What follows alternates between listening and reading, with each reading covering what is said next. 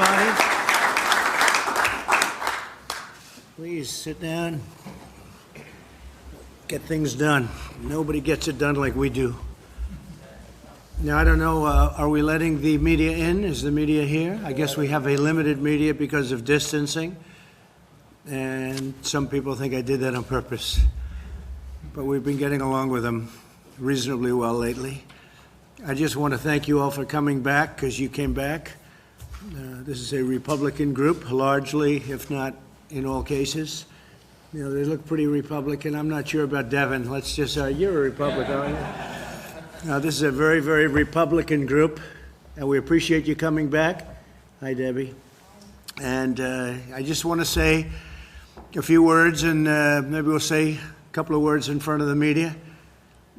We just left the most beautiful ceremony celebrating 75 years, the 75 years, and it was magnificent. It was beautiful. It was windy and beautiful, and we have a great country, and we're rebuilding our country. We had the greatest economy in the history of the world. No country had anywhere near us, and we had the best we've ever had, but we've had the best ever in the world. China is a very good competitor, but we were doing much better than China, and that's before COVID, before this plague came in. We were doing much, much better than anybody, best we've ever done, and we had to close it down. It was an artificial closing. We had to just close it down. Never happened. A thing like that never happened before. We did the right thing. It's horrible what's happened. It should have been stopped. It should have been stopped where it came from, which was China. It could have been stopped easily and quickly, and for some reason they were unable to do it. I think they tried, but it got away from them, I guess. But it's a shame, and so many hundreds of thousands of people around the world have been killed, 184 countries.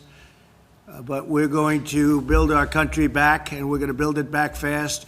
This group of people, we all did it before, and we'll do it again. And we created something that has never been seen before. And if you are somebody that likes history, and I think everyone in this room likes history, you wouldn't be doing what you're doing. You would see that, and you would remember that this was the year that China was going to overtake us in the economy. If you go back 2 months, you would see that they weren't anywhere close, that we were going to be there many years of a very, if the right person sits in this seat, it'll never happen. If the wrong person sits in this seat, it'll happen in a period of a few years or less. It can happen almost immediately. So we are in a position where we have to start all over again, and we will start all over again, and we'll build something that was even better than we had before, recognizing that so many people have died. So many people have died. That's the one thing we can't do anything about, unfortunately. What I can say is if we did it the different way, if we went herd, if we just said, let's wing it, we would have been talking about numbers that would have been unsustainable and unacceptable. You look on the screens, you look on television today, and you see body bags, and you see mass graves, and we may be talking about 95,000 people ultimately. We may be talking about something more than that. But if you take a low number, 1.5 million, so you multiply whatever number we're talking about times 15, it would not be acceptable. It would not. It's not acceptable now. One person isn't acceptable, let alone perhaps 100,000. So we're going to rebuild it. We're going to rebuild it back as fast as we can. I think we're going to have an incredible transition, but transition leads to fourth quarter. Third quarter, I call it transition. We'll start to see it. It's already happening. People want to come back. I think everybody in this room realizes we have to come back. Otherwise, you have a broken country. You'll never be able to do it again. You'll never be able to build this miracle. It's a miracle what we did, what all of us did, and what many people before us did. You'll never be able to build it again. The people want to come back. You see what's going on at state houses all over the country. They want to come back. I think some people don't want it really to come back for political reasons, which is sick.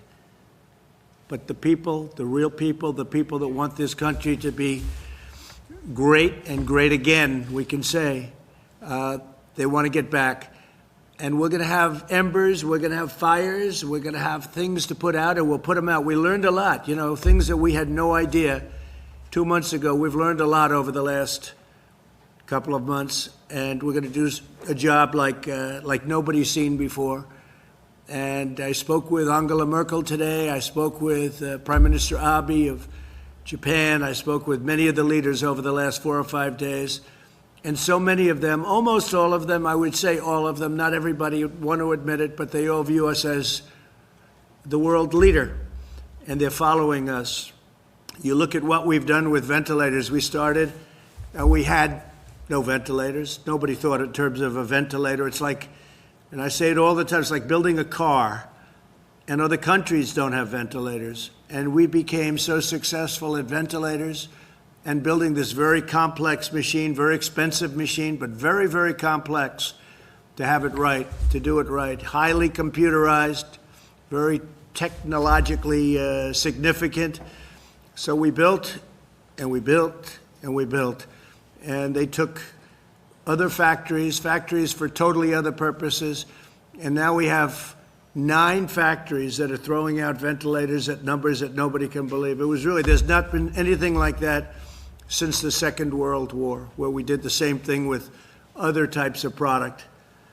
And we're giving thousands and thousands away to other countries that are people dying because they don't have ventilators and they're not equipped to do what we did. So we're giving thousands and thousands of these ventilators away to many countries that have suffered greatly. Italy, France, Spain, so many countries. And Nigeria called. Tremendous problems in Nigeria. Tremendous problems all over. And so they're very happy. In addition to that, we're building stockpiles for ourselves. So if this disaster ever happens again, we have plenty. Some of the governors, we're working along great with almost all of the governors, but some of them, they needed ventilators. Now it's testing, and we have testing at a level that nobody's ever done before. Every leader tells us the same thing. In fact, they want to know, what are we doing? But you don't hear that from the media. You never hear that. But what's happened with testing is incredible. So as of this morning, we've done 8.5 million tests. And yesterday alone, in one day, we did 300,000 tests. And that's an incredible tribute. Now they have the test where it takes you 5 minutes. That was a test that didn't even exist. Everything had to go to a lab. It would be sent to the lab, so it takes a day, and then it takes another day. But it takes you 3, 4, 5 days if they do a good job. Now you do a test, boom, and you have it in 5 minutes, and nobody ever thought a thing like that was even possible. That's the Abbott Laboratories, but now we have other competitive tests even with that. So what we've done has been incredible. We're going to continue to do it. We're going into transition, and I call it transition to greatness. It's going to be transition to greatness, because we're going to do something very fast, and we're going to have a phenomenal year next year. Third quarter transition, fourth quarter is going to be good. There's tremendous pent-up demand, and next year we're going to have a phenomenal year. And with that, I think maybe I'd like to go around the room, and you could introduce yourself and say a few words. And then after that, the media will leave, and we'll have some discussions among ourselves, okay? Please, why don't we start? I think I know this gentleman, huh? And by the way, Kevin has done some job. He should have had the job a long time before he had it. But that's okay. We have a great man, and he's going to be, hopefully, a great Speaker of the House. We got to get him there. If we get him there, and when I say hopefully we're going to win, because I have no doubt he'll be a great Speaker of the House. We don't have to hope about anything. He's done a fantastic job. Kevin?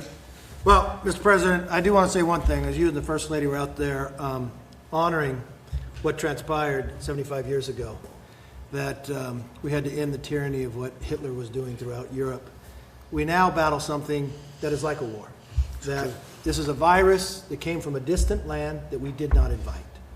But just as we had to transform our country then and unite, that leadership you're providing is doing just that. As you talk about ventilators, gearing up, testing, more than 1.7 million in 1 week. The ingenuity of this country will solve this problem. And we will not just solve and get a vaccine for us, but for the rest of the world. I do want to thank you, coming from California. I know I have a blue state, I know I have a governor, but the way you've worked together, watching you send those Navy ships to New York and to California, build those hospitals in a time of need, I do want to thank you on behalf of everyone in California. Thank you for the very work much. you've done. Great state. Thank you very much. Elise? I think they'll turn it on. Thank you, Mr. President, for all of the support for New York State. This has been a true partnership, and the administration has stepped up, whether it's ventilators or building the Javits Center, which was tremendously important. My district in upstate New York, people are eager to get back to work safely. Our tourist businesses, our hotels have been devastated. So as we talk about this transition, making sure that we allow our small businesses to get back to work safely is so incredibly important. Also, our farmers. Thank you to Secretary Perdue for stepping up. We have dairy farmers in our district who are going through a crisis, but we know that you support the farmers, and we're appreciative of all of your work for New York. And I know you've worked effectively with Democrats and Republicans in New York State, so thank you. Thank you very much. And so for the farmers, you know, we gave $12 billion 2 years ago from China through tariffs because they were targeting our farmers. And then we gave $16 billion, and this year we're giving $19 billion to the farmers. And that's more money than they've ever even thought about. And it's keeping them in a position where, really a position of strength, but they deserve it, what they've gone through for 18, 19 years. This isn't a new phenomenon. This is for years they've been ripped off. So we're taking care of our farmers. Thank you very much, Elise. Thank you. Dan, please. Thank you, Mr. President. Thank you for having us here, and thank you for working every single day. You know, Speaker Pelosi would have the America believe that we can only show up to Congress to vote once every 3 weeks. Of course, that's not true. We could be working every single day, just like this administration is, and I appreciate what you've done. Appreciate working with us to protect our energy industry. You know, America is in real dire straits with oil prices the way they are. We're deeply worried about that in Texas, and your administration's been excellent to work with on that front. We understand how important energy independence is to our nation. Texas is reopening, and I think it can be a model for the rest of the country as we step out of a retreat and move to actually confront this virus head on and get people back to work. Well, it's interesting, Dan, because oil prices are now going up and gasoline prices are going down. That's like the best combination I've ever heard. So our millions of people in the energy business, I think, is going to be, you know, that's moving up. But you look at those gasoline prices and they're really coming down. So I don't think I've ever seen a combination like that. It's going to be very good. A lot of good things happening in energy. Jared, you should say something because you headed up our whole ventilator problem that this country had. The cupboard was bare when we took it over. People don't realize it, they don't want to say it, but the cupboard was bare, that we had nothing. And I could say that for the military too. Dan would know that almost better than anybody, and the folks that are so much and so well versed on military, but our military cupboard was bare also. We had obsolete equipment, we had old equipment, and now we have we've never been in a position like this. We have the best equipment in the world, all made in the United States. But Jared, why don't you give a little talk on what we did with the ventilators and how that just became such an incredible story. And we're doing the same thing with testing, and we're pretty close to a point where we're equally as good. Go ahead. Yes, sir. On ventilators now, the good news is that every day the balance that we have in the stockpile that the country has continues to grow. Initially, it was very scary in that we had a lot of states requesting numbers that could not be supplied, and a lot of you were very helpful at getting the local hospitals in your districts to give the actual data to the federal government, because the president wanted to make sure that anybody in this country who needed a ventilator would get a ventilator. He saw what was happening in Italy, where people were dying in hospitals and not able to get the care they needed, and the president said, I don't want that to happen in America. Deploy every resource that we have, get all the intel we have, and let's do our best to try to make it work. And we were able to make it work thanks to your leadership. And then what we were also able to do is use the Defense Production Act at the president's urging, and we were able to contract 11 different ventilator companies. Last year, America made about 30,000 ventilators. This year, we'll make about 150,000 in a 4-month period. And so we're in a place right now where we're doing well. A lot of our allies, the countries that are friendly with America, are starting to get ventilators from us. and we have more than enough to take care of all the American citizens. So it's been a great success story. And on testing, the numbers continue to grow. We have all the supplies that we need to do it. We've now educated all the governors. We have over 5,000 testing machines in the city. We've had the commercial sector through the public-private partnerships that the president had us lead. Those have now identified over 5,000 machines. We've done DPA on swabs, so we're making a ton of swabs. We have reagents. We have transport media. We've been working with all the governors to help them with the National Guard on how to better collect samples. And so we're seeing those numbers starting to really rise. And when you look at the number that America's done relative to any other country, we're 2 to 3 times the next number. So on an absolute basis, the job that you've led on that has been absolutely tremendous. And that's giving the tools to America to start opening up these counties and allowing Americans to get back to work. Thank you, Jared. You've done a great job. Someday people are going to appreciate it. They say, oh, he's a relation. Well, he's a relation. If he wasn't a good relation, I'd get him out of here so fast.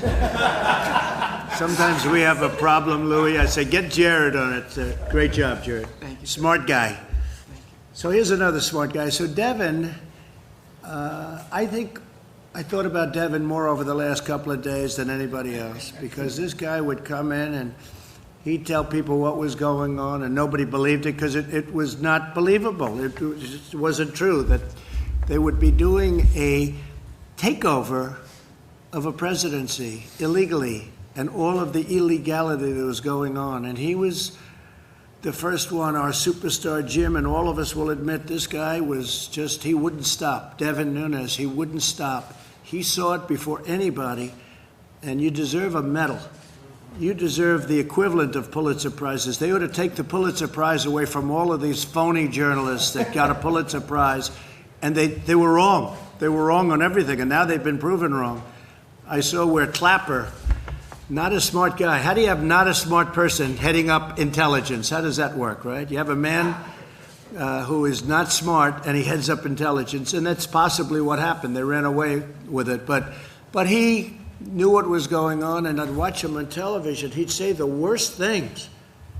And now I know why Shifty Schiff, dishonest, corrupt politician, why this guy didn't want these papers exposed. Because all these people said under oath, where they go to jail if they lie, they were totally, no, I didn't see any collusion with Russia. I saw nothing. No, I said, but he was on television before and after saying there was massive collusion, like Putin was my best friend. We had no calls to Russia. We had no calls from Russia for years. And all of a sudden, we have this great friendship. And by the way, getting along with Russia is a great thing. Getting along with Putin and Russia is a great thing. And stuff like this makes it impossible. And that leads to very bad things, very bad things. But I have to say that Devin was incredible. He understood it. He understood that it was a hoax before anybody else knew what was happening.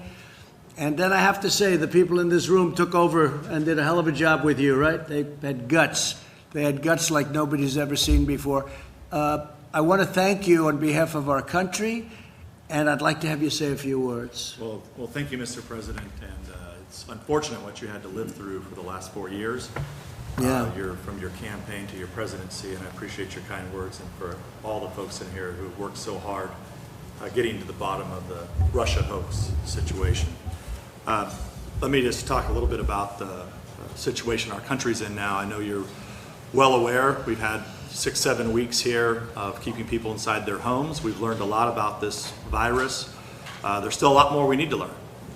We need to learn what our friends over in Asia were doing at the time that this virus was taking off, and the issues with the World Health Organization. And I believe with your new pick, with John Ratcliffe, member of the House Intelligence Committee, member from Texas, he's going to do a great job getting to the bottom of this, and I think leading the intelligence agencies through what have been some pretty dark times over the last few years. And I think we should say Rick Grinnell has done a great job, too. In fact, John Ratcliffe called up 2 days ago. He said, you know, I'm really looking forward to this, but I don't know if I can top the guy we have in there right now. And he was he's going to do a phenomenal job, but Rick Grinnell has been incredible. Before that, we had an empty seat.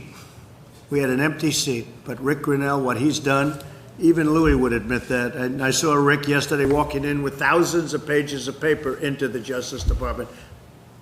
We didn't see that before, did we, Louis, huh? Rick Grinnell did a great job, and John is going to be phenomenal. Well, Please. Mr. President, what we expect and the American people expect is transparency from our law enforcement agencies, and I think we're well on our way to getting that. I want to also thank you for bringing us back here to show the American people that we can be here and do our work. The Democrats are cowering at home right now. And it makes no sense because we've learned so much. I can understand for the first few weeks, but we're learning. We have ventilators.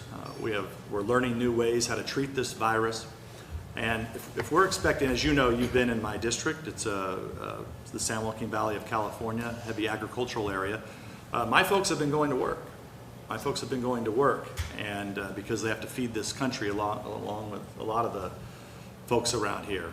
And if we expect the guys that are cutting meat or working at a grocery store, working in these packing plants, if we expect them to go to work, we ought to go to work as members of Congress.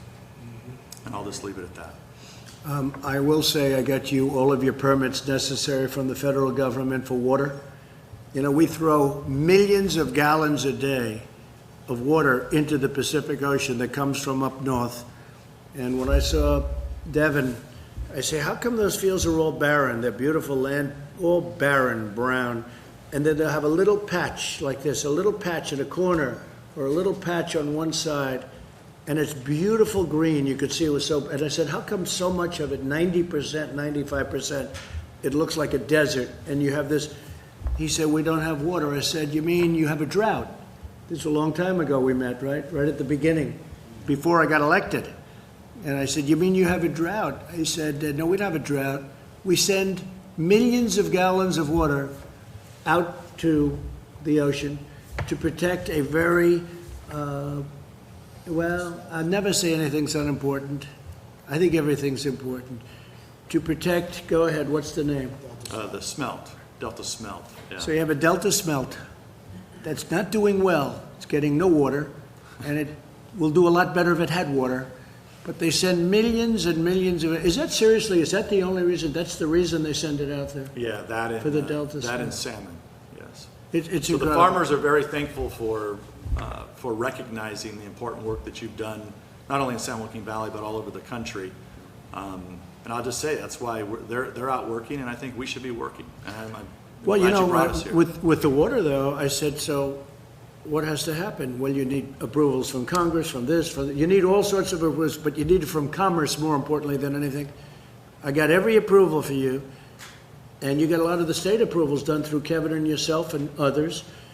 All you need now is a signature of the governor.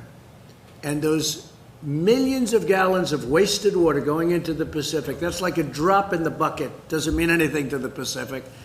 All of that water would come right down all the way into Los Angeles. And, in Los Angeles, I had a house in Los Angeles. I sold it. You know why I sold it? Because Secret Service says you can't come here anymore. I said, I might as well sell it. But I had a house, and you couldn't have water. You couldn't water your grass. They said, oh, you're not allowed to water your grass. And then you look at this massive turn. They had a turn. It takes a day to turn it. It's like a big faucet. And they turn it, and it veers all the water out into the Pacific. It's crazy. So we're all set, except you need Gavin's signature. If you get Gavin's signature, you can have water from Los Angeles all the way up. Yeah. And it's the most incredible thing I've ever seen. I thank you. thought it was a drought. I said, he said, no, we have tremendous amounts of water, but we send it out to the Pacific Ocean. And it was over the smelt. So if you can get his signature. Well, I know you, during this time of crisis, we need to work with the governor, and I thank you for working with our governor, who's obviously not a supporter of yours. But there is a serious issue there that the governor needs to recognize that we have a water crisis in our state that you've recognized, and he needs to drop the lawsuits that he's brought and work with us. Well, we've gotten along very well, Gavin Newsom. We've gotten very well with regard to COVID-19, as we call it. In that respect, he's been fantastic, and we've been fantastic, and he said very generous things. But on other things, we disagree, like the water. like cars, because you can have a car for much less money that's equally good environmentally, but much safer, better car. California forces you to build a bad car that doesn't work well, and there are a lot of reasons for not doing it that way. So we'll end up. So on that we don't agree, but we agree on the coronavirus, and on that we've gotten along very well, and we've done a great job for California and for everybody. And he was very honest about that assessment. It would be great if you could get the water, but you're all set, okay? You're all set. Just, I say that to Kevin too. Get his signature, and you're gonna have so many, all those thousands of acres are gonna be opened up, and they'll have plenty of water for Los Angeles too.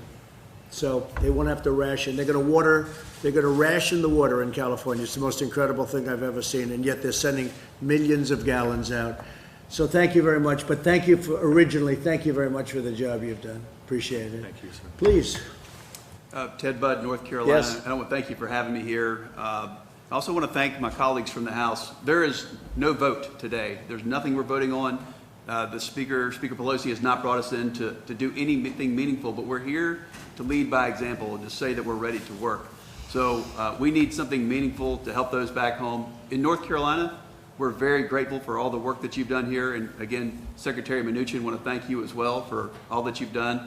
The PPP and the work that you've done for Main Street has helped keep these businesses intact so that we can have this quick recovery. We're ready for Q3. We're ready to get going. In North Carolina, we're ready to rebuild.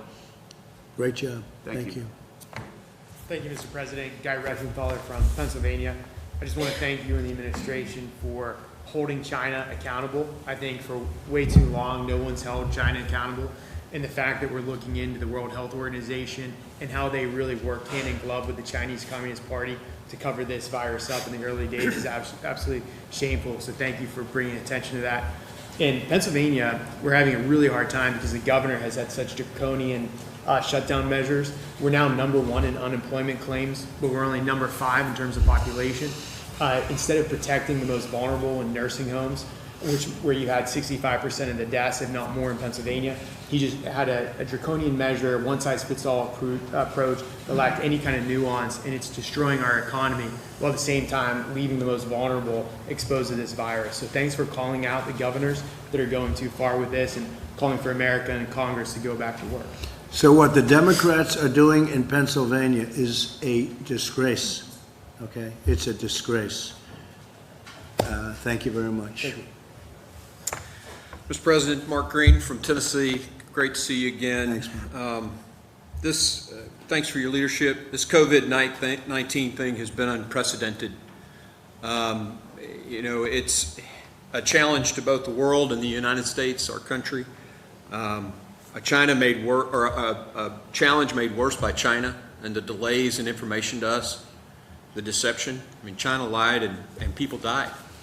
And as an infantry officer, an ER physician, former business CEO, I know that when a leader is caught in an ambush, that leader has to make split-second decisions with the information that they have.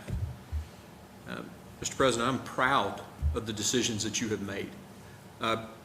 Decisions like banning travel from China, which these guys all laughed at and criticized.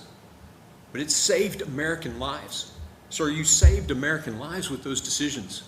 And we in Tennessee, we thank you for that. We're opened up for business. We're going to the restaurants and business is running again. We're ready to lead, and we appreciate your phased plan. We're implementing it in Tennessee. Just thank you for your leadership, sir.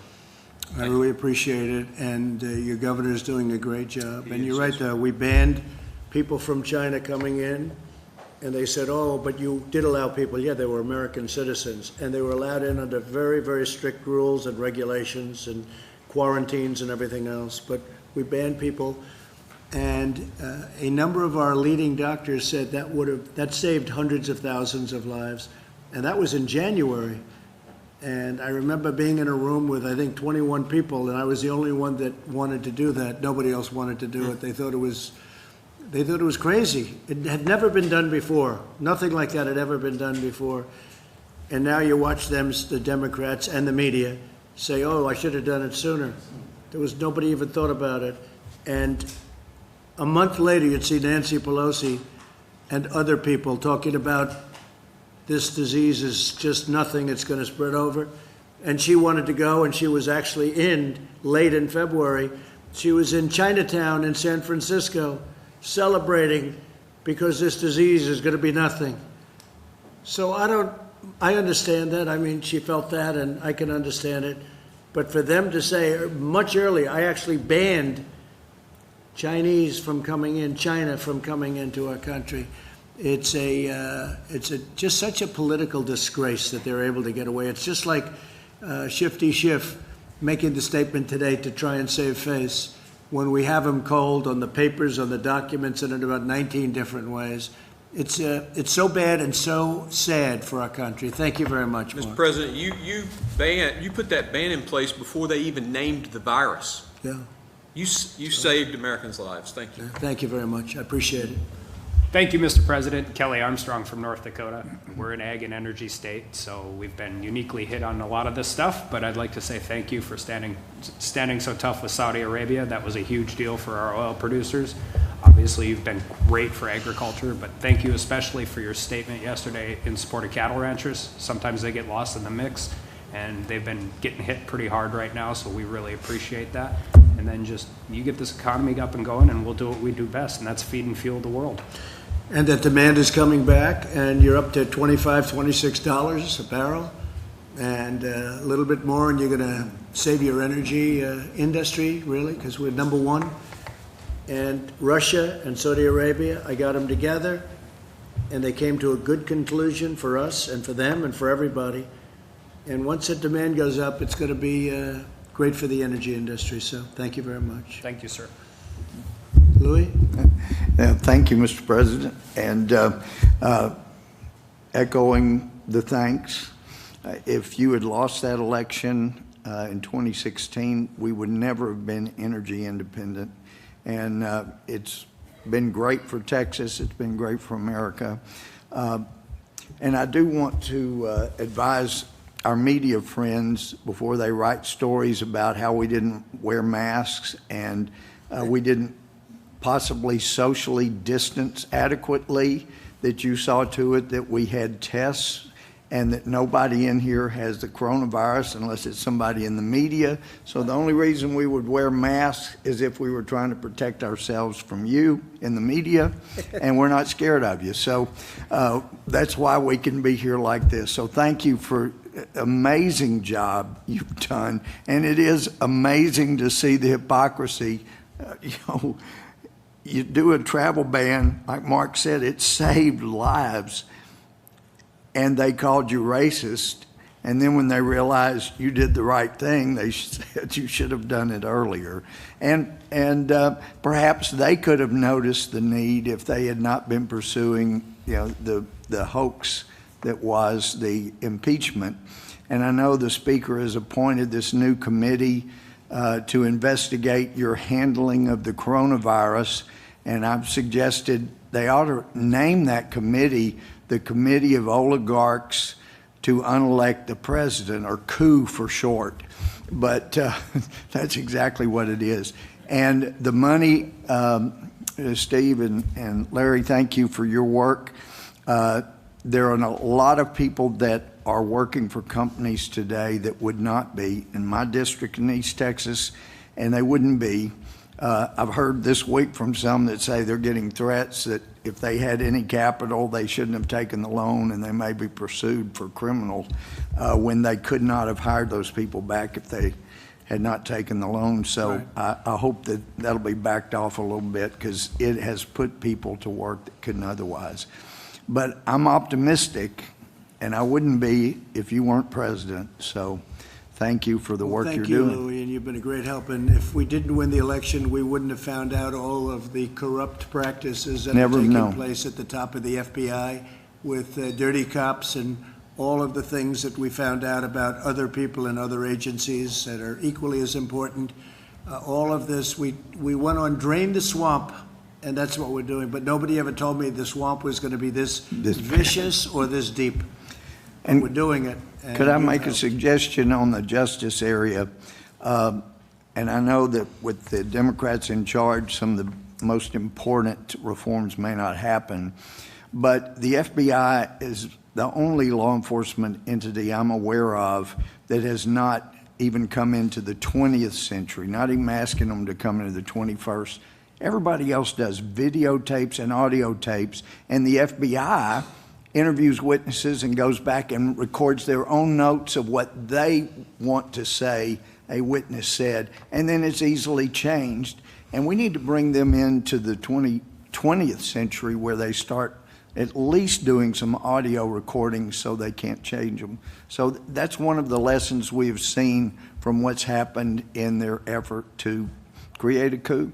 And not only do they not record, but they write their notes, and then when the notes are bad for them, they go and change them months later. This is a corrupt deal that's been going on. Yep. And we caught them cold, and now we have to see what happens, but Bill Barr has done a great job. He's a strong guy, and he's done a great job, and not easy. He's fighting a lot of fights, but he really has been great, and we appreciate it. But you're right about that. I said, I'd like to hear a tape of what the interview was, and they said, well, no, it was just, and they write it out like scribble. Yeah. It's crazy, and then they change it.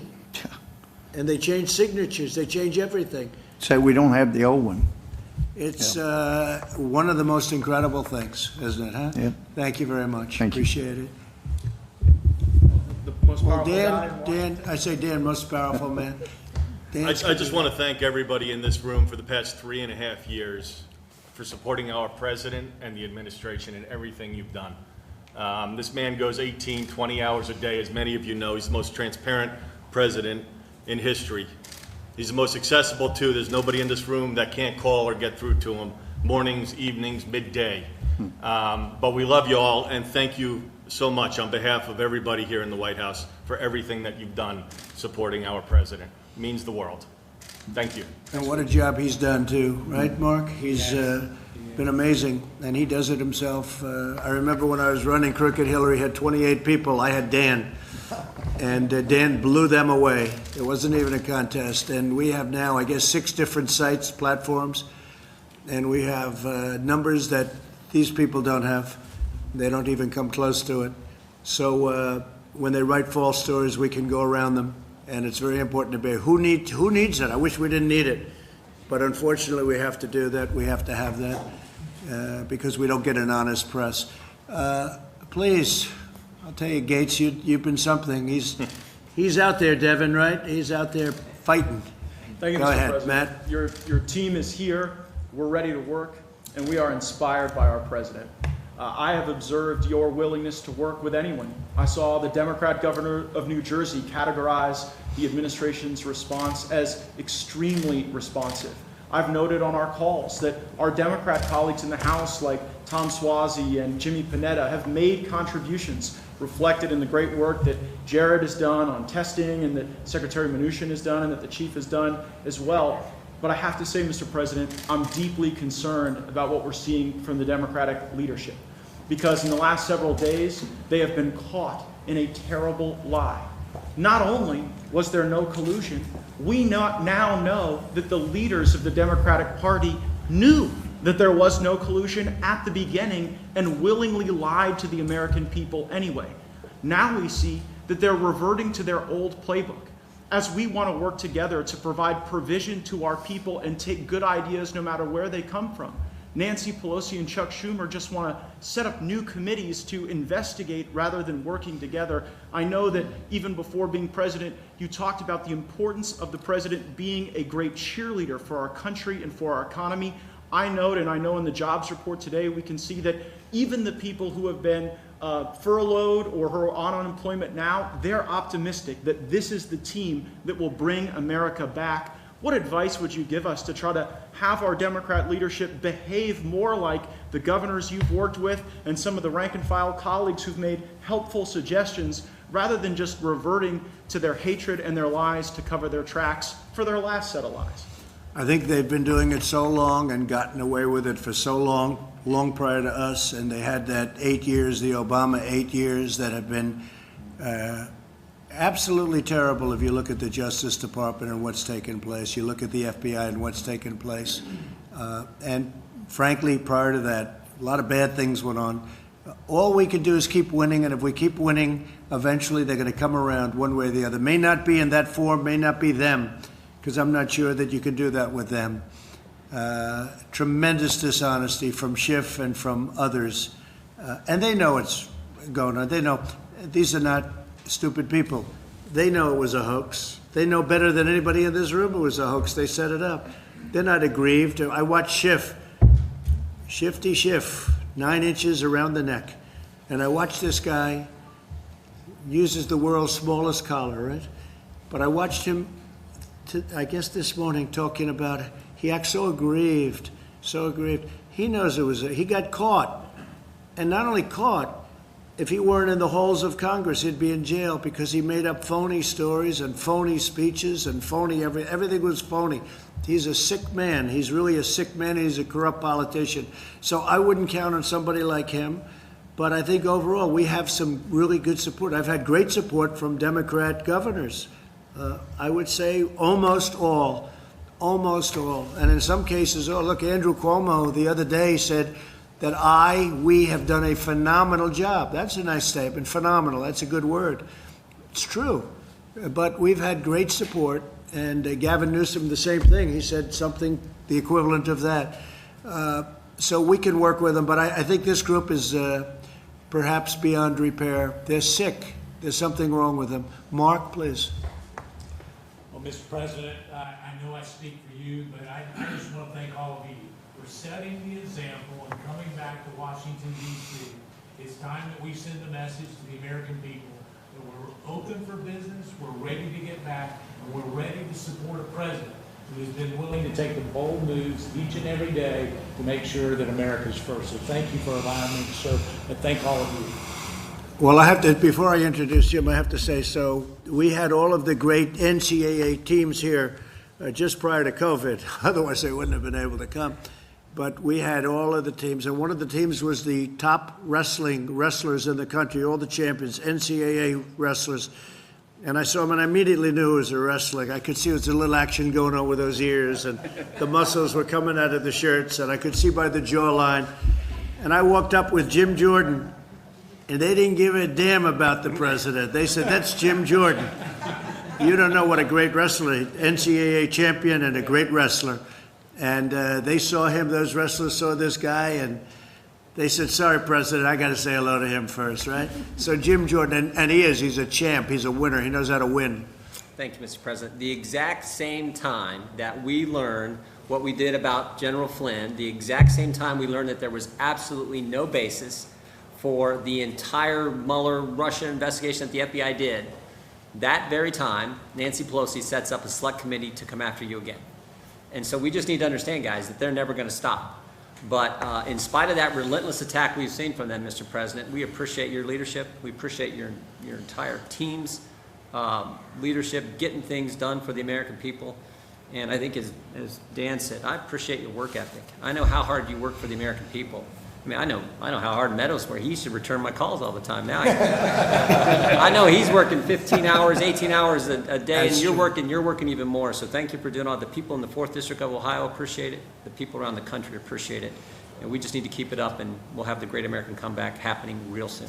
Great. And you're right, Jim. I looked at this, I didn't even know anything about it. I see she's setting up an oversight committee. And I'm getting called by other countries saying what a great job we're doing. Could we have some help, sir, with testing? Your tests are better than our tests. They're the best tests in the world. We have the best tests in the world. We're the most tests in the world. Could we get ventilators? Is there any way our people are dying? Could we get ventilators? Everything. And they set up an oversight committee about the job we're doing. When she, a month later, was in Chinatown dancing, as I said, it's a disgrace. But what's even more of a disgrace is take a look at the people in the committee. They're the greatest Trump haters in history. Maxine Waters, every one of them is people that were screaming impeach before I even announced running. Now I kid when I say that because they'll say that's not true, but pretty close, pretty close. You know, if I say that, they'll say that's not true. They don't understand sarcasm in the press. But I will say, you look at some of the people in that committee, everyone is a total kill, and it's a disgrace. It's a disgrace that they could do a thing like that. And here we go again. Here we go again. But we beat them, and we've been beating them for a long time, and they cannot accept it. They cannot accept it. That's why it's interesting. I could work with the governors, and we're doing it really well. And they're saying great things about me and the job we're all doing. But you can't work with these people. I think they're stone cold crazy. Anyway, thank you, Jim, very much. Thank you, Mr. President. Kevin, how about a little recap as to how you think we're going to do in that next year coming up? Sure. Thank you very much, sir, and thank you. I'm humbled that you invited me back to pitch in this crisis, and honored to be here again with you.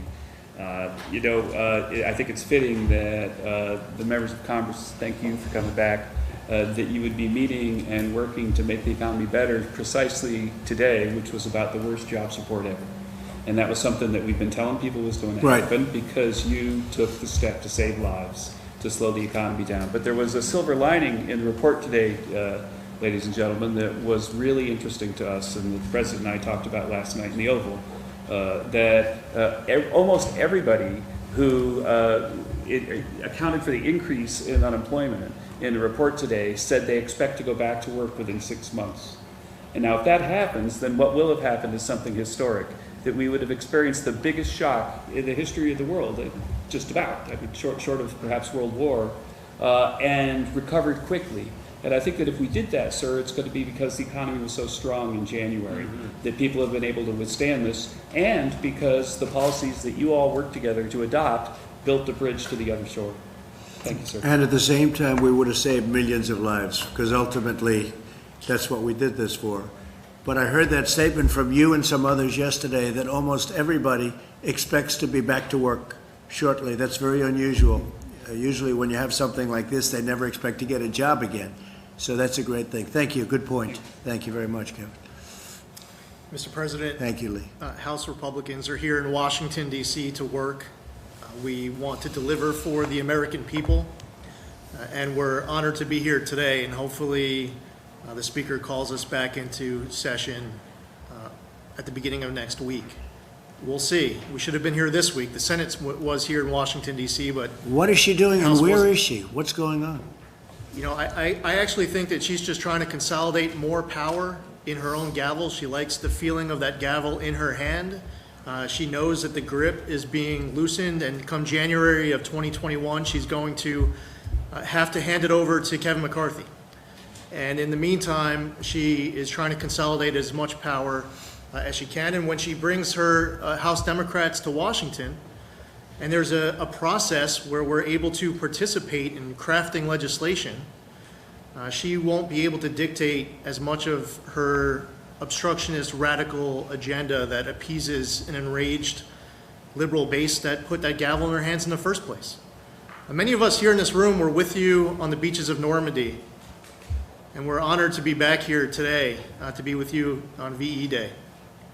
And not just as a member of Congress, but also as an Army veteran, I want to thank you for all of your support for our military. And in so many ways, our military was weakened before you got into office. And we saw a troop strength reaching levels that were pre-World War II levels. It wasn't just in troop strength, but it also was with our equipment.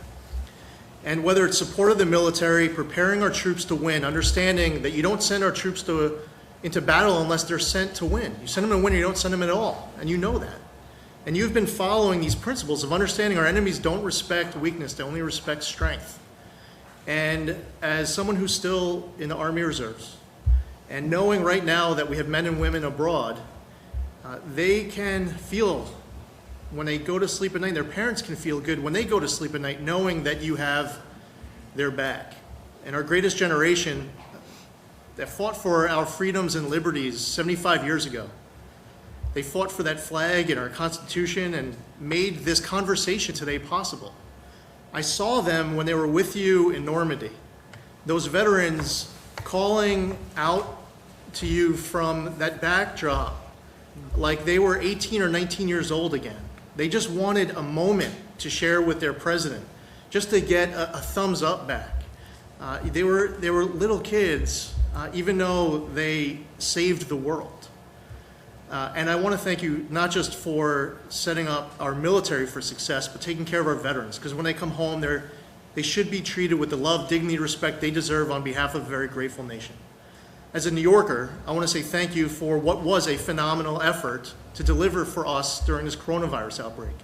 Between Suffolk and Nassau County, we had well over, as of right now, over 70,000 positive cases of coronavirus. Between the Comfort, the Javits Center, field hospitals, Army medics, when New York State asked you for public testing, immediately approved. They asked for private lab testing, immediately approved. They asked for semi-automated testing, immediately approved. I remember getting on the phone with Mark Meadows. We needed ventilators. The 4,000 ventilators show up within 48 hours. I remember getting on the phone late, it was 10, 11 o'clock at night on a Saturday with Jared. And we're talking about how the stockpile in Suffolk County was out of regular-sized N95 masks. The next day, you're here in the White House talking about how you're sending hundreds of thousands of N95 masks, and they arrive within the next 48 hours. And 250,000 surgical masks show up instantly. I get on the phone just a couple weeks ago with the Secretary of Treasury about the municipal liquidity facility that was set up to talk about how there's a need out there for a county like mine, not quite 2 million. We have a population of about 1.48 million. We didn't qualify for the municipal liquidity facility. Secretary Mnuchin, the night of getting the last bill passed, he is on the phone and he's working to take care of our issues. So with what Jared has done, and Admiral Polacek and Avi Berkowitz and others who were involved in that effort on the PPE, I want to say thank you. The Boeing Dreamliner is bringing PPE in right now that Suffolk ordered, and it's just a huge help. And the last thing I would say is this, and I stated the point about not just as a member of Congress, but also as a military veteran, thank you. I'll also say as a Jewish veteran, what happened to me when I was with you on Normandy, and many others who support you. And it happened again this morning when I put out a message about today being the 75th anniversary of VE Day. I got attacked as a Jew for supporting you. And the things that they were saying about you was so highly offensive to me. And there has never been a president ever who's had the back of Jews in this country and around the world like you have.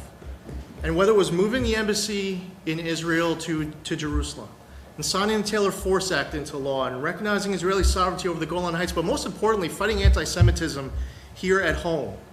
When I see them attacking me and attacking you, especially attacking you and your team, when you are all in more than any other president, not just delivering on your own campaign promises, but doing what's right and delivering on the promises of presidents in the past, I just want to say thank you. And the Speaker, we all should be in the same foxhole right now, with our rifles pointed in the same direction. And we're all here in the same foxhole with you, with our rifles pointed in the same direction. But unfortunately, while you recognize that the enemy is coronavirus, the Speaker believes that the enemy is you. And I believe that's really important for the Speaker to look around this room right now of people who serve in the House of Representatives who want to work today or in Washington today, that she needs to get her conference back here to fight for the American public as hard as we do. And I thank you for your leadership on all accounts and delivering for New York in what truly was a phenomenal way. Thank you, Lee, very much. Appreciate it. Thank you, Mr. President. Warren Davidson from Ohio. Definitely an honor to be included on this task force and be here really to work with you to help this transition to greatness. You've had great messages. It's resonated with the whole country, but definitely with the people of Ohio. We love you, look forward to you coming back. And, you know, I think the example that you set when you talked about the governors leading the way, because the states really have had different experiences and different approaches to dealing with this virus, but also a legacy of dealing with problems in a different way. And you see the legacy costs in states like Illinois, where 58% of their budget goes to pensions, and states like Ohio, where we have a rainy day fund and we've reformed our pensions and have been responsible with our spending. That approach is important. It's important in the way that that Attorney General Barr has recognized in terms of defending civil liberties. Every single one of us wants to protect public health, and we're all anxious to grow our economy and get it back But we all swore that same oath I swore in the Army to support and defend our Constitution against all enemies, foreign and domestic. So we take that very seriously, and the civil liberties that have been infringed upon, the sense of freedom and the sense of identity as Americans that's under attack in this era, having the Department of Justice say we are going to defend freedom and lead that example is a big deal. And as we confront all these ideas on how to deal with safety, it's important to remember that even the Patriot Act expansion, it was just temporary. It was supposed to expire. And a lot of those same sense of urgency that came in after 9/11 led to the expansion of the FISA and the Patriot Act and the way it was abused against many people and very publicly against you was really just to keep us safe and just for now. But we still haven't really been able to reform FISA. We still have a chance to do that. But the temptation is always, but just to keep us safe. And some of the ideas with privacy, just to keep us safe at the CDC, tracing and quarantining and tracking everybody, it could be just as dangerous. So I think it's good to safeguard against that. And then I think the last thing is we're talking about VE Day. The last time the planet had this much debt was after World War II, after the United States. So the Fed has been tremendous in trying to provide stability in the face of governments largely closing our economy. So we did owe it to people to try to provide the stability that we did. But most people realize that you can't print an entire year of GDP. So we do have to be cautious about unsettling the monetary system. It's worked great for us since Bretton Woods. We have been the world's reserve currency, and we wouldn't want to give that up by being foolish with the amount of printing we're doing, because it's not being lent. There's no lender. We're not really borrowing it. We're printing it. And that's undermining the value, the full faith and credit of the United States. We have lots of countries doing that around the world, and the dollar still is the strong one. But we should be cautious to think that we can somehow do this in an unlimited way. So thanks for the things you're doing and the leadership you're doing, leading by example, and it's an honor to be part of it. Thank you. Thank you, Warren. Thank you very much. Hi, Mr. President. Andy Biggs, Arizona. Thanks for letting me be here with you today. Thanks for coming to Arizona this week, being at Phoenix and Honeywell. Factory converted, doing 10 million N95 masks right. On a regular basis, and there's going to be 10 more out of their Rhode Island plant. Thanks for being there. We had Sammy's restaurant from Tucson up, but we also had several Latina business owners there that are strong supporters. And why are they supporters? Because of the economy that you built and you put in place. And Arizona's ready to open up. They're energetic. They want to open up. They have faith and confidence in you and your leadership because they know what happened before. You built a marvelous economy, lower taxes, reduced regulations. That really did a great number for our economy, and that's fantastic. And I'll tell you, we are just as frustrated that that Speaker Pelosi won't bring us back to do work that we need to be doing. We need to set the example for the American people that we're ready to be here. If you can go to Starbucks coffee, as Kevin said yesterday, you should be able to come to Congress. So just so you know, the House Freedom Caucus we had a meeting last night. We'll be meeting every day next week here in Washington, D.C. We want Speaker Pelosi to know we're ready to work. We come to work. We represent the people. Thanks for your leadership, Mr. President. Thank it's you an honor to be with you. Very much, Andy. Thank you. Mr. President, Andy Barr from Central Kentucky, thanks for your leadership and for inviting us here today. I want to share with you 3 quick stories from my district that illustrate how effective your administration has been in responding to this public health emergency. These stories have not been reported by the press, so I want to direct these stories to the press because they need to know how effective you all have been in responding to us and the American people. First is Dr. Mark Doherty, an epidemiologist at Baptist Lexington, largest private hospital in my district, a nationally known infectious disease expert. He comes to me in March, early in the pandemic, and he says, we can do convalescent plasma therapy. He was one of the first epidemiologists in the country to want to do this. He went to your FDA, sir, and within 4 hours received approval to do convalescent plasma therapy, saved 2 lives on Sunday night. The approval was on Friday.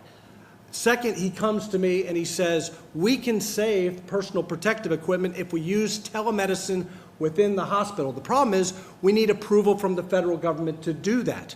So we go to CMS, to Seema Verma, and we say, we can do a Bluetooth stethoscope with an iPad and telemedicine and FaceTime. We don't have to send all of the healthcare workers into the negative pressure room. We can bring modern technology to the fight against COVID. We can protect healthcare workers, and we can conserve critical personal protective equipment. Within days, Seema Verma and her team at CMS responded favorably. That is a nationwide policy change that saves lives for healthcare workers and conserves scarce personal protective equipment. And then the next story is Steve Stone from Nicholasville, Kentucky, works for Sagent Pharmaceuticals. He comes to us and he says there is a critical shortage of the sedative propofol, which is used for COVID patients on ventilators. In New York, by the way, there was a shipment of a month worth of propofol that was held up by the government of Italy. So we got on the phone with Admiral Polacek from on your team on Saturday morning. On Tuesday, he had talked to the State Department and had the Italian government release to New York life-saving propofol for intubated COVID patients in New York City, a month's supply. And that was your administration and Admiral Polacek responding instantly to that request. And then the third story is Secretary Mnuchin and his team, and Mark Meadows. We had a small business owner who was not approved in the first round of PPP because he bought the business after February 15th. But this is a 35-year-old business, a dozen employees, $60,000 a year jobs, a small business publication. We went to Mark Meadows, Secretary Mnuchin, his team, and within days, they changed the guidelines, frequently asked questions, new guidelines. We saved 12 jobs in Lexington, Kentucky because of your decisive action. So, Mr. President, thank you for the effective response to this pandemic and this crisis. Thank you. Thank you very much, Andy. Well, good afternoon, Mr. President. Scott Perry from Pennsylvania. I want to first thank you for acknowledging those NCAA championship wrestlers from Penn State. Jim Jordan, of course, as you know, is a big fan of those Penn State wrestlers. Mr. President, thank you so much for your bold, visionary, decisive leadership. It has made a huge difference in Pennsylvania, in the district I represent, and across the Keystone State. The PPP in particular saved countless jobs. It has been a lifeline for the small businesses across the country, across our state, and of course running it through the local banks, getting government out of it, letting the banks, our local community banks handle that has been it's because that's who people know. They have a relationship, and the bankers, of course, know them. And so that's worked really well. But I will tell you, in the transition to greatness, what I don't think we did envision is the same bold vision and leadership that you have had in some of our state governors. And right now, just last night, our governor announced that we in Pennsylvania are going to stay locked down until June 4th. Mr. President, our businesses are dying. And I don't know what, we shouldn't have to make this choice. We're Americans, and we can do two things at one time. You have proven you can do many things at one time and be effective. We have about 65% of our deaths in Pennsylvania happening at elder care facilities, at assisted living facilities, not in hospitals, but at these elder care facilities. The PPE is going to the hospitals. The money a lot's going to the hospitals because we shut them down. The governor's made a choice, instead of helping some of these elder care facilities, we have a website where people can snitch on their neighbor who's going to work or who's opening their business in contradiction to the order. That's not bringing anybody together. So a couple things. Extending the PPP, the 8 weeks, until after the governor opens the state, because employers now don't want to have to pay for employees who are not going to be able to come back to work, right? Because the state is shut down. You didn't do that. The governor's done that, right? So the transition to greatness, I think, might include something like that. Right now, we have counties that want to open up. The governor said no. Counties want to open up. They're not sure. They're scared that if they open up in again, violating, so to speak, the governor's order, that will stop the flow of federal dollars for the programs that you already have. And so some assurance that they can do the right thing and get their people back to work as Americans would be very, very helpful. I would say this as well, Mr. President. The unemployment benefits in the real world, we tried to do the right thing, you tried to do the right thing. Employers are thankful for the fact that they won't be held accountable if their employee doesn't come back to work. But when you have a governor that doesn't want to enforce the policy, it's not really helpful because the employer needs the employee to come back. They need them to come back. And so maybe take a look at that. And finally, in this transition to greatness, Mr. President, China, once we get through this, there must be an accountability. There must be an accountability. We all want to get back. We're here. We're ready to be at work. Speaker Pelosi apparently is not, but if she is going to do phase 4, she's working on her own. She doesn't involve our leadership. She doesn't involve Kevin. She doesn't involve anybody here. Mr. President, the prescription to get us back to work and healthy as an economy, quite honestly, is simple. And you already know it. You've already talked about it a million times. Let's just get back to work. Let's just get back to work. Thank you, Mr. President. Thank you very much. Great. Thank you, Mr. President. Greg Murphy from Eastern North Carolina. I appreciate your strength. I appreciate your persistence. I'm a surgeon, and I appreciate decisiveness. It's been nothing but a merciless last 4 years that Schumer, Pelosi, and her cabal have essentially tried to undo the 2016 election. I've only been in politics a relatively short period of time, but it's obvious to me that there are people in this country who hate you and hate this administration more than they love this country, and they will see it torn down. This crisis has highlighted this. We thought that this possibly could be a way of bringing our nation together, but unfortunately partisan politics has ruled the day. This has been building a plane while we've been flying it. I think that's a very good analogy, but the plane is built and it's time to land. It's time that we made decisions based upon fact, not fiction, not fear-mongering, not cartoons by the media, but truth. And wouldn't it be nice to get the truth? We believe enough in our American people that we believe in what they can think. So I would ask the same for you from North Carolina that you do from Pennsylvania to talk to our governor, to let us come back to work. Let us look at a regional approach in North Carolina. It makes sense. We look at the science. We can do this. We're not inventing the wheel again. So I thank you for your strength. I thank you for your persistence and your leadership. Thank you very much. Thank you. Mr. President, Mike Johnson, thanks for having us today. We've been anxious to get back to the Hill, and we wish we could be in the House doing our regular work, and hopefully we'll get back to that. I represent two important groups today. One is the resilient, hardworking people of Louisiana. We've had a tough run here. I mean, the pandemic hit us pretty hard, and then, of course, we've got the crisis in the oil and gas market, and we're going to recover from that. But the people there are soundly behind you, and so many of them always tell me when they know I'm coming back here to give you their regards and their encouragement and their thanks for what you're doing, your principled leadership. I would echo what's going on in Pennsylvania, North Carolina, Louisiana as well. Our governor's keeping us shut down, and our free market needs a chance to thrive, and if we can do that, we will. It needs to be a region-by-region basis. The second group I'm here, I guess, representing this morning is the Republican Study Committee, you know, the largest caucus of conservatives in Congress. And as the chair of that group, all these guys are leaders of it as well, and we've been trying to advance our core principles. And we came out Monday last with a 37-point blueprint, a framework that we call a return to prosperity and accountability and recovery. And basically what we've done is distilled the work that we had been putting into about 15 months prior to the pandemic to come up with a playbook, a conservative playbook to run when we return to the majority, which we still think we could do. But it's things, for example, for holding China accountable all the way to empowering the American worker. And we think it's consistent with a lot of the administration and what you've articulated, and we hope we can work together on it. I would end with this. The whole team, your whole administration has been so accessible and transparent. I love what Dan said. I had written those two words down before you said it. That marks the Trump administration. And I could name each one of them on your team here. They've all been helpful and grateful to us. We had a conference call with Mr. Kudlow the other day, and he said something at the end of it that resonated with me. He said, you know, our time-tested principles cannot be abandoned now. That's what's going to guide us through this, right? And we were on mute, but we all said amen. And it reminded me of what Reagan said in his farewell address when he was leaving, you know, his storied time at the head of the country. He said, they called me the great communicator, but I wasn't that. He said, I was just communicating great things, and they're the same great things that have guided our country since its founding. We believe in those time-honored principles. We believe in individual freedom and limited government and fiscal responsibility and free markets and lower taxes and less regulation. Those are the things that are going to guide the country back in this transition you're talking about. And we're so grateful that you and your team are holding the line on that. We'll be with you. We're your foot soldiers. We're ready to go to work, and we thank you again for all you're doing. Thank you very much. Great. Oops.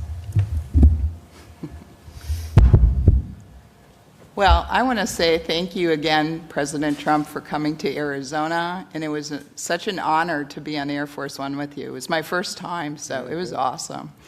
But I want you to know that I believe you are exactly the right person for the job. Despite all of the Democrats, the top Obama people, maybe President Obama himself, since we found out yesterday, trying to take you out, despite all of that, you led our nation into the greatest economy in the world, and I am totally convinced that you will do it again. And so please don't let all the critics get you down. I know a lot of people are just Trump haters and they say mean things, but there are so many people out there, so many people in Arizona, throughout the nation, that absolutely think you're doing a great job. So please keep it up. Thank you, We Debbie. appreciate you. Thank you very much. Thank you. Debbie. Beautiful. Thank you. Larry? Thank you, sir, and thanks to everybody here. Some wonderful words, and we appreciate your strong efforts and support. We have a lot more to do. I just want to connect a dot or two. Kevin was talking, Kevin Hassett, my friend and colleague, when we were in the Oval last night talking about these are temporary job losses, probably 3/4 of them, if not more. If you had told me that I would go on the air on a day when we lost 20 million jobs and the stock market would go up 400 points, that would have been very interesting. I've been around a while. I thought I'd seen it all, but this is a new wrinkle. I don't want to repeat this experiment, but I'm just saying. And I do think it's because it's temporary. And I do also think the stock market bottomed in March 23rd. I know it fluctuates and so forth, but I think that a lot of the things that Stephen has negotiated, we've heard about the PPP extending it and so forth, I think that's one reason why these are temporary losses and why the market is shrugging them off. And I do want to reiterate, it is very possible that we will get a lot of these jobs back fast. It's very possible, as private surveys and even the CBO, we will have a 20% increase in growth in the second half of this year, as you say, sir, as a transition. And then finally, I want to say that, and I appreciate your comments very much, sir, if we stay to the principles that worked the first 3 years, I mean, through January and February of this year, the economy was growing at 3.1% at an annual rate before the virus hit. Low taxes, rollback of regulations, energy independence, good, fair, reciprocal trade deals, the building blocks of a blue-collar boom, of a middle-class wage boom, middle-class wages and less, and a small business boom, which is the heart of the Republican Party. There's no reason. You did it once, and if we stay with those principles and do it again, and next year, 2021, can be absolutely a spectacular year. So I really believe that. And I would just say it is my honor to be part of this, sir. Thank you. Thank you very much, Larry. Thank you, Mr. President. I want to thank everybody around the table. I've had the opportunity to speak to almost all of you and all of your ideas. As others have said, it's the President's economic policies that led us to great success. I have the utmost confidence. We have the greatest scientists, the greatest medical people. There will be a vaccine. We will kill this virus. And the policies that you've put in place recently are protecting American workers and American business as we go through this difficult time. So thank you, Mr. President. Thank you, Steve. I appreciate it very much, and you've done a great job. So we're looking at the transition to greatness, and I think it's starting right now. It's really what it is. It's a great term. It just came out at this meeting. True. It came out by accident. It was a statement, and it came out, and you can't get a better one. We can go to Madison Avenue and get the greatest geniuses in the world to come up with a slogan, but that's the slogan we're going to use, transition to greatness, and it's starting right now. And I appreciate everybody we called. We said, can you be here? They hopped in a plane. Is that right, Mark? They hopped in a plane. Not one person turned you down. This was just a quickly set up meeting because the Republicans want to be here. And the Democrats have to come back and they have to get it going. And they're asking for things that they didn't ask for up front, but it's what they wanted. And they want things, and we're happy with what's gone on. We got what we needed, and but at the same time, we want to do what's right for the country.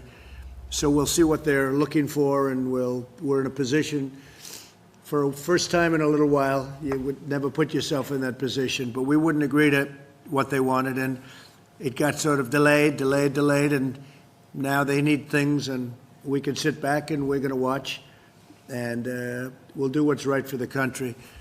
But so it's the transition to greatness. That's where we are. That's where it's starting right now. And I appreciate everybody for being here. And we're going to have a little meeting after the media goes. Do you have any questions, John? Can you bring us up to speed about the member of the Vice President's staff who is now tested positive for coronavirus? This is now the second staffer in the West Wing. Yeah. Well, I don't know much about it. Does anybody want to talk about it? She's a wonderful young woman. Katie, she tested very good for a long period of time, and then all of a sudden today she tested positive. She hasn't come into contact with me. She spent some time with the Vice President. It's, I believe, the press person, right? You'd say press person. So she tested positive out of the blue. This is why the whole concept of tests aren't necessarily great. The tests are perfect, but something can happen between a test where it's good and then something happens and all of a sudden she was tested very recently and tested negative, and then today, I guess, for some reason she tested positive. So Mike knows about it, and Mike has done what he has to do. I think he is on an airplane going to some faraway place, but you'll be able to ask him later on. But they've taken all of the necessary precautions. I understand Mike has been tested, Vice President, and he tested negative. Mr. President, but if this can happen here at the White House, 2 people tested. It can happen anywhere. It can happen. So You see where it happens. People feel confident going back to work then? No, because, well, then it would happen anyway, whether you did go back to work or whether you didn't go back to work. In fact, I saw a statistic come out of New York yesterday that was pretty strange, that most of the cases are coming from apartments and coming from homes. What was that all about? I think they said 66%. Did you see that? That was given by Governor Cuomo, that they're coming out of the home, right? So it can happen anywhere. It's a very elusive enemy, a vicious enemy, an elusive enemy, and I think more importantly than anything with this one, it's probably the most contagious enemy that anybody has seen. Mr. President? Yeah, please. Given 2 positive tests in the last 2 days, what precautions are you taking here at the White House to prevent the virus from spreading further? And are you worried that it's kind of already in the White House? And Well, I'm not worried. No, I'm not worried. But, look, I get things done. I don't worry about things. I do what I have to do. We've taken very strong precautions at the White House. But again, we're dealing with a invisible situation. Nobody knows. When I see that 66 in New York, 66%, where people stay home and that's where they're catching it at home, who would ever think a thing like that's possible? So all you can do is take precaution and do it the best you can. But Mike was tested today, and Mike was tested negative. So are you taking additional steps here at the White House in the latest? Yeah, we're taking very official steps. Mark, do you want to discuss that? We've already put in a few protocols that we're looking at, obviously, to make sure that the president and his immediate staff stay safe. But it's not just the president, it's all the workers that are here. Obviously, you're here on a daily basis. But the protocols that we're putting in place puts a stronger emphasis on making sure that we do the mitigation that we need to do to make sure they're safe. I don't want to get into all the procedures that we have embarked upon, but I can tell you this is probably the safest place that you can come to. All of you, as you know, have to be socially distanced from the president. His meetings that he has are done with a social distancing plan in place. Outside of that, we may take some additional precautions as it relates to the Vice President and the President in terms of just making sure that the people that come in contact with both of them are done, that it's done in a way that makes sure that we keep the President safe. Additionally, every member that came here today, they were tested just in case there's a closer contact than we might have. But we put in some additional protocols over the last 48 hours, and we'll continue to monitor. Mr. President, are you satisfied with the measures that have been taken so far? I really am. Look, I understand what we're dealing with. We're dealing with something very serious. And the fact that you have it doesn't mean that it doesn't go away. All right? You can have it and get through it very easily. Some people have a harder time. Most people get through it. Some people are devastated by it. But the fact that you get it doesn't mean, I've had numerous people say they have it, and a couple of days later they're better. Some people say they have it, they think, and there's almost no symptom. Other people have it and bad things happen. So, but for the most part, when you have it, you get better. And supposedly you're immune, although they're not 100% sure about how long that immunity lasts. And is there, Mr. President, is there a reason why people just aren't wearing masks at the White House? Well, they are. People But they're that not, so- no, people that are serving me are. We have The not people- seen anyone wear a mask around you, sir, in the last 2 weeks. So I can speak to that. You know, as we look at this, the people that are in close proximity to the President obviously have tested negative. The mask that you wear is generally to keep other people from being infected. And so as we look at that, you know, I can tell you that the testing protocol is a strong regime, and as it gets close to the President, some of those that serve him will wear a mask in those closer proximities. Here's what I would offer off the record to all of you is I know, John, we spoke about this earlier. If you've been on the campus, for your safety and well-being, the President's made available to make sure that you can have testing just for the peace of mind. So before you leave today, we've made those arrangements to make sure that you can be tested as well. But we have a lot of people wearing, I'm just looking around. Look at Shay, White House photographer. I'm sure most of you don't know her, but to the best of my knowledge, she's wearing a mask. Is that a mask? Yes. I think to the best of my knowledge, it looks like a mask. Mr. President, So- could you clarify the status of the Phase 4 negotiations? Earlier, Larry said that they were being paused and potentially for a couple Well, of we're in weeks. no rush. We're in no rush. When you see jobs The out there, Democrats, why are you in a rush? the Democrats have to do what they have to do, but I would say we're not looking, we want to see what they have, but I can't say that we're in a rush. We were in a rush to get the money out to people. We have gotten the money out. Some money is stalled because of state machinery. You know, they have old computers, 45-year-old computers. And we said this was going to happen, and I didn't want to do it that way, but the Democrats insisted on going through this particular apparatus for a certain reason, and that money stalled. But that's their fault, and I think they accept responsibility and blame, the Democrats. Mr. President, you said recently that you would, if necessary, be the first person to get a vaccine. How important do you think a vaccine ultimately is? Well, I didn't say I wanted to. That's not a correct statement. I said, you said, would you be? And I said, if it was good for the country, I'd be. And if it was bad for the country, I'll wait to be the last one, or I wouldn't do it at all. No, I was asked whether or not I would do it as the first person. If I thought that was a good thing for the country, I would. I don't, personally, and I have to say, I think we're doing very well on vaccines. If they wanted to use me as a test, that's okay with me, if it was good. But that was really the way the question was asked. But how important do you believe a vaccine is to getting out of this? And what do you say to those that this growing anti-vaccine? Well, I feel about vaccines like I feel about tests. This is going to go away without a vaccine. It's going to go away, and we're not going to see it again, hopefully, after a period of time. You may have some flare-ups, and I guess, I would expect that. Sometime in the fall, you'll have flare-ups, maybe. Maybe not, but according to what a lot of people say, you probably will. We'll be able to put them out. You may have some flare-ups next year, but eventually it's going to be gone. It's going to be gone. There are some viruses and flus that came and they went for a vaccine, they never found the vaccine, and they've disappeared. They've never shown up again. They die too, like everything else. They die too.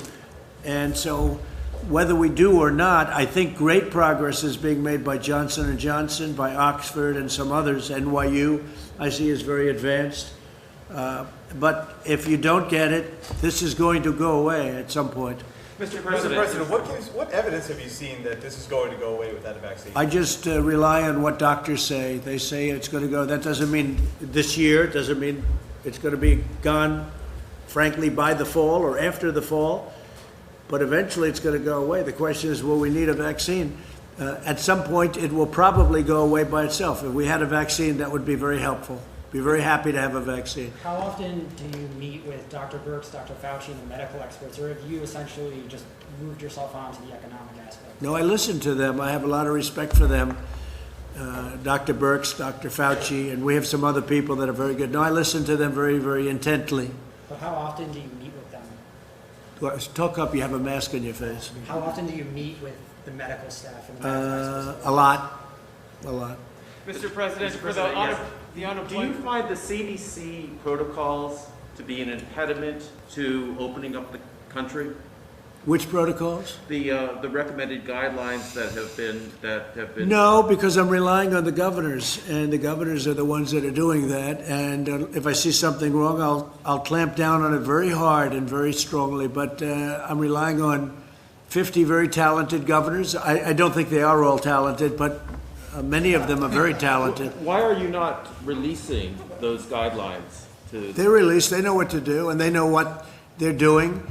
And we're going to see, but I'm relying on the governors to do their individual states, and they're relying on us very strongly for advice and also for help with respect to equipment, hospitals, beds, ventilators, but also medical supplies. So they're relying on us, and we're able to get them everything they need if they can't get them.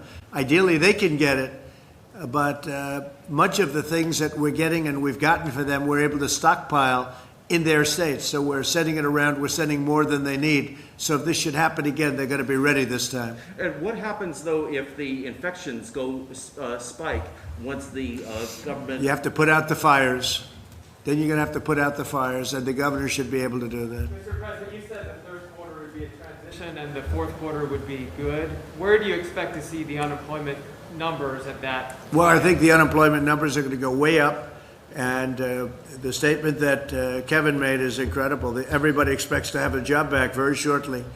That's not a normal situation. You go into a bad economy, deep recession or worse, nobody expects to have a job ever again. Everybody expects, I saw that chart, almost everybody expects that they'll be working again.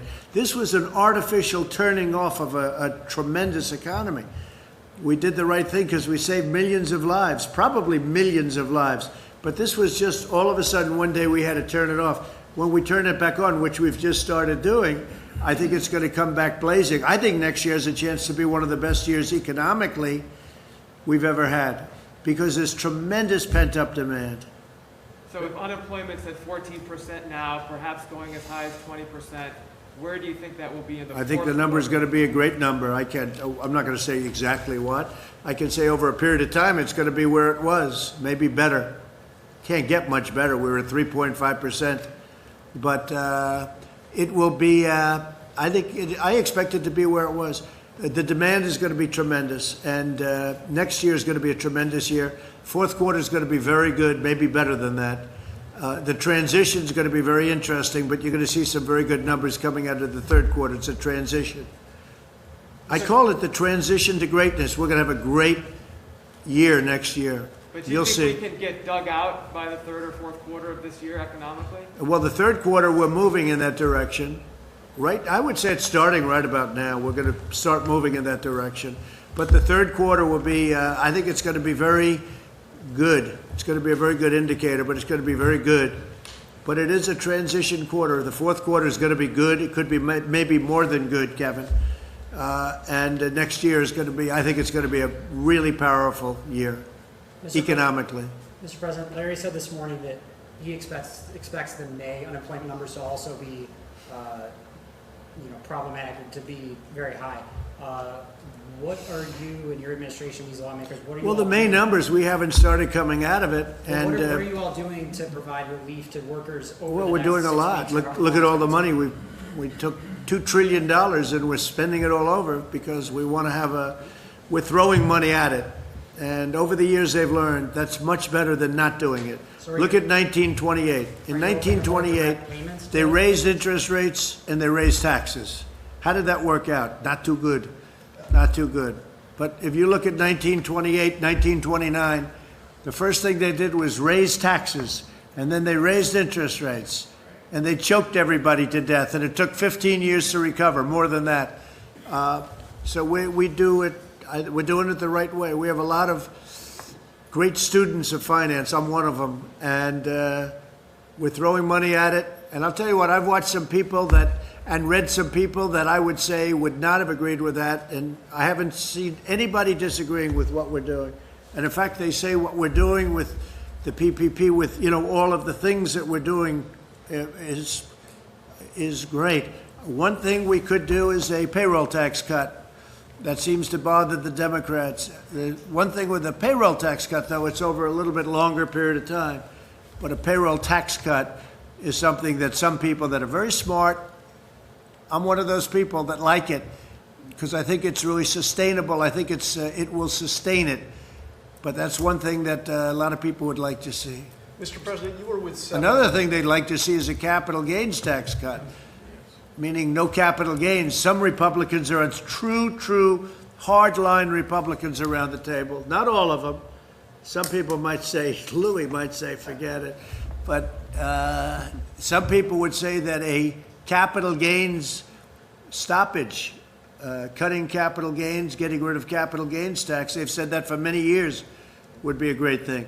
The true conservative Republicans around this table, of which there are about seven solid, but I still like the other ones too. But they would say that's music to their ears, right? So we'll see. I would be in favor of that. Yeah. Mr. President, you were with 7 American heroes earlier today, these World War II veterans. I was. All in their 90s. Did you consider wearing a mask when you were with them, given their... No, because I was very far away. I appreciate the question. I was very far away from them, as you know. I would have loved to have gone up and hugged them because they're great. I had a conversation with everyone, but we were very far away. You saw. Plus, the wind was blowing so hard in such a direction that if the plague ever reached them, I'd be very surprised. It could have reached me, too. You didn't worry about me. You only worried about them, and that's okay, because I think they're so pure it will never happen, all right? They've lived a great life. But, no, the wind was howling, and I didn't see anybody with masks. I don't know, maybe there were, but they were great. I had conversations with them, but I was standing, as you noticed. Would you say I was quite far away? Thank you, John. Mr. President. Appreciate that. Your book was very good, by the way. Thank you. It was better than I thought it would be.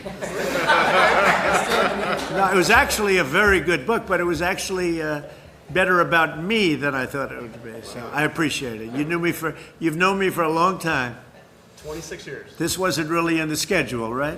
I knew him long before I thought in terms of this, but we had one very good story, right? When we were interviewed at the hotel, and he took a lot of guff. They said, he's not running. Why you did? This was before I announced, and I've been toying with it for a long time, but never did it, never decided. And he took a lot of guff, but he also got great ratings when he did that interview. So I don't know, but it turned out to be a very interesting interview, sort of the first. So yeah, your book is very good. Congratulations.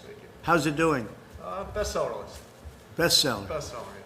That's good. Like Congressman Crenshaw. That's good. Dan has a big... Oh, Dan. Dan is doing good, right? Well, is that because I endorsed his book? That's a great book. I'll tell you, he did something else great. He did a thing on Nancy Pelosi that was so incisive. Did you see that? He did something that was so incredible, and I actually pinned it on top, right, Dan? We pinned it on top. You were fantastic. Have you done this before? Yeah, I make videos all the time. You should share them more. Well, that's true. I'll tell you. Great job, Dan. You're a great guy. He's a great guy. So is that it? Are you guys all finished? Well, one more, Mr. President. Yeah, go ahead. What kind of a mask is that? It's a mask. It's a blue mask. Looks like a catcher's helmet. What? That looks like a catcher's helmet. Go ahead. I used to play catcher, so it makes sense. Federal watchdog found that Rick Bright's removal from HHS was improper. They're blocking that move right now. Have you seen that report, and do you have any response to it? I don't know. To me, he looks like a disgruntled employee. I don't know who he is, but to me, he's a disgruntled employee. And if people are that unhappy, they shouldn't work. If you're unhappy with a company, you shouldn't work there. Go out, get something else. But to me, he's a disgruntled guy, and I hadn't heard great things about him either. Mr. President, about Lieutenant General Michael Flynn, he pleaded guilty twice and admitted before God that he had lied. How does that comport with your present position? Well, I'll just go, and these guys can give you a better answer than I could, most of them in this room. But I'll tell you what, number one, they played the son game. We're going to go after your son. And number one. And number two, the FBI guys, as I know it, and I found out, Devin, they didn't think he lied at all. They said he didn't lie. They didn't know what they were talking about. And Mueller's group, Mueller's gang, that didn't find that I did much, did they, after wasting 3 years? But Mueller's gang of culprits, they said he lied. But the FBI, in this case, said he didn't lie. What's the story on that, Devin? Well, you have to remember that this is a 30-some-year veteran of our military who headed the Defense Intelligence Agency. It would be preposterous to think that he was a Russian agent, and everybody in the press knew this. They had early versions of the dossier. They knew the Democrats were pushing the dossier, and the fact that someone would even ask this question about General Flynn, who was clearly, he was exonerated on January 4th before you were even sworn in to office. We know that from the FBI agents who were reviewing the case.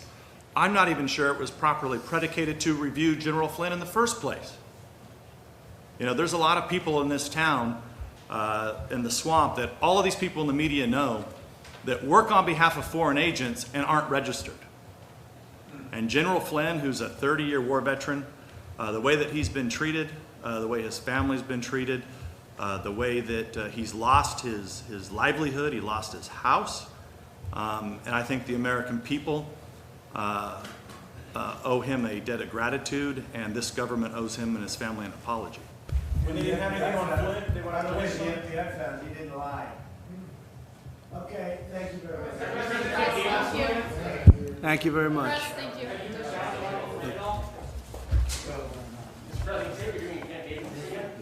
Press, we're finished. Thank you.